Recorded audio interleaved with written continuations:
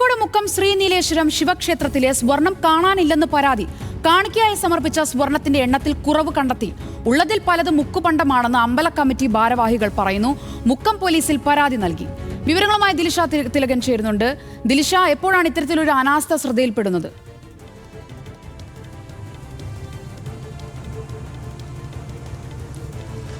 സോന, ഇന്നാണ് മുക്കം ശ്രീ നീലേശ്വരം ശിവക്ഷേത്രത്തിലെ സ്വർണം കാണുന്നില്ല എന്ന പരാതിയുമായിട്ട് ക്ഷേത്ര കമ്മിറ്റി ഭാരവാഹികൾ മുക്കം പോലീസ് സ്റ്റേഷനിൽ പരാതി നൽകിയിരിക്കുന്നത്. അതായത് ഭഗവാന് കാണിക്ക വെച്ചിട്ടുള്ള ഭക്തജനങ്ങൾ ഭഗവാന് കാണിക്ക വെച്ചിട്ടുള്ള സ്വർണ്ണങ്ങളാണ് കാണാതെ പോയിട്ടുള്ളത് എന്നാണ് ക്ഷേത്ര കമ്മിറ്റി ഭാരവാഹികൾ പറയുന്നത്. ഇത് എത്രത്തോളം സ്വർണം, എത്ര പവൻ നഷ്ടമായി എന്നത് അടക്കമുള്ള കാര്യങ്ങളൊന്നും തന്നെ ഇവർക്ക് വലിയ വ്യക്തതയില്ല. കാരണം ഇതെല്ലാം തന്നെ ഇതിൻ്റെ കണക്കോ കാര്യങ്ങളോ ഒന്നും തന്നെ ഇവരുടെ കയ്യിൽ കൃത്യമായിട്ടില്ല എന്നുള്ളതാണ്. നേരത്തെ മറ്റൊരു സംഘമായിരുന്നു ക്ഷേത്ര കമ്മിറ്റി ഭാരവാഹികളായിട്ട് ഉണ്ടായിരുന്നുള്ളത്. ഇത് പുതിയ കമ്മിറ്റിയാണ്. അവർ പരിശോധിച്ചപ്പോഴാണ് ഇത്തരത്തിൽ സ്വർണ്ണാഭരണങ്ങൾ നഷ്ടപ്പെട്ടതായിട്ട് പറയുന്നത്.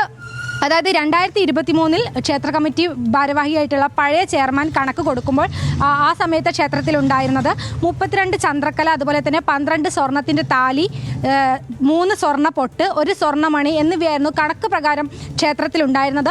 പുതിയ ഭാരവാഹികൾ സ്വർണം പരിശോധിച്ച സമയത്ത് നിലവിൽ ക്ഷേത്രത്തിൽ ഇപ്പോൾ ഉള്ളത് 6 സ്വർണ്ണ ചന്ദ്രക്കല, 2 സ്വർണ്ണ പൊട്ട്, 4 താലി എന്നുള്ളവയാണ്. അതിൽ 4 താലിയും മുക്കുപണ്ടമാണ് എന്നാണ് ക്ഷേത്ര കമ്മിറ്റി ഭാരവാഹികൾ പറയുന്നത്. നിലവിൽ 26 സ്വർണ്ണ ചന്ദ്രക്കല, 10 സ്വർണ്ണ താലി, 1 സ്വർണ്ണ താലി മണി എന്നിവ കണ്ടെടുക്കാനുണ്ട്. ഇത് എവിടെ പോയി, എങ്ങനെ നഷ്ടപ്പെട്ടു എന്നതടക്കമുള്ള കാര്യങ്ങളിലൊന്നും തന്നെ യാതൊരുവിധ വ്യക്തതയുമില്ല. അതുകൊണ്ട് തന്നെ ഈ സ്വർണം കണ്ടെടുക്കണം എന്ന് ചൂണ്ടിക്കാട്ടിയിട്ട് ക്ഷേത്ര കമ്മിറ്റി ഭാരവാഹികൾ, പുതിയ ഭാരവാഹികൾ ഇപ്പോൾ മുക്കം പോലീസിൽ പരാതി നൽകിയിരിക്കുകയാണ്.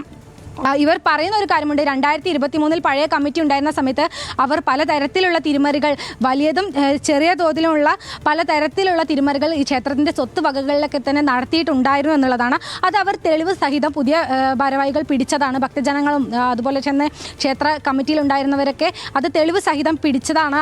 അങ്ങനെ അവർ പഴയ കമ്മിറ്റിയെ പിരിച്ചുവിടുകയും ആ ചെയർമാനെ കൊണ്ട് രാജിവെപ്പിക്കുകയും ഒക്കെയായിരുന്നു.